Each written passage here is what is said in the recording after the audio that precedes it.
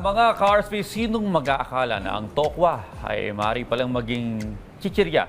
Pero syempre, mas healthy kumpara sa karaniwan.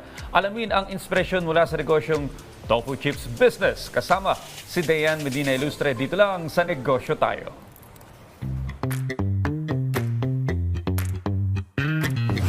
Right now, you are an employee of Bureau of Immigration. Yes. But since you want passive income or extra income, nagtayo ka ng business. Ano ba tong negosyo mo? Actually po, I started with pandemic. During pandemic, that was 2020 with a skincare brand.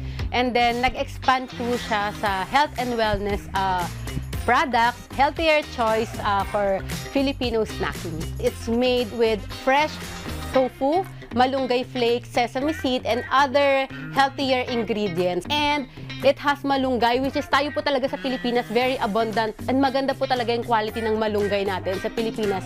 Bakit nagustuhan mong pumasok sa pagnenegosyo? Actually, feeling ko po, it's really my passion to create brands and products. Hindi lang yan yung mga products na na-create ko. So, I create products and brands for other people as well.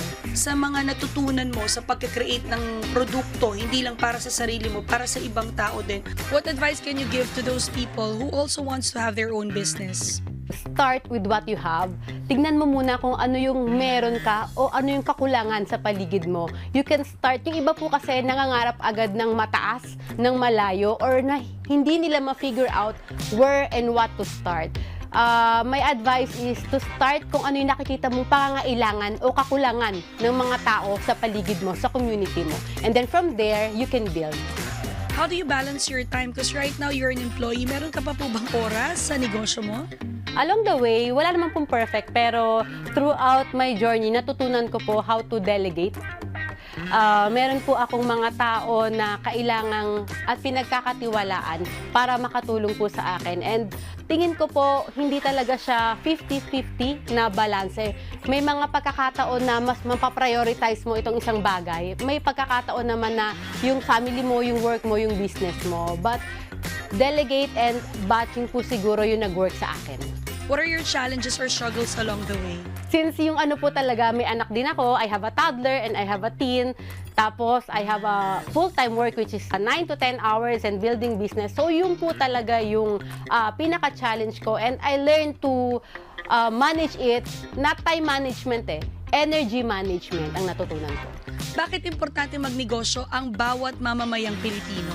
It's not just because of the money, but for freedom. Freedom to uplift your family and freedom to create opportunities for other Filipino people po. Sabi nga ni TV producer and screenwriter na si Rhonda Rhimes, dreams do not come true just because you dream of them. It's all about hard work that make things happen. Yan din po ang mindset na nais ibahagi sa atin ng business owner na si Miss Isa Singson. Tuloy-tuloy pa rin po ang ating pagbabahagi ng mga kwento ng tagumpay sa pagnenegosyo. Kaya naman tara, negosyo tayo!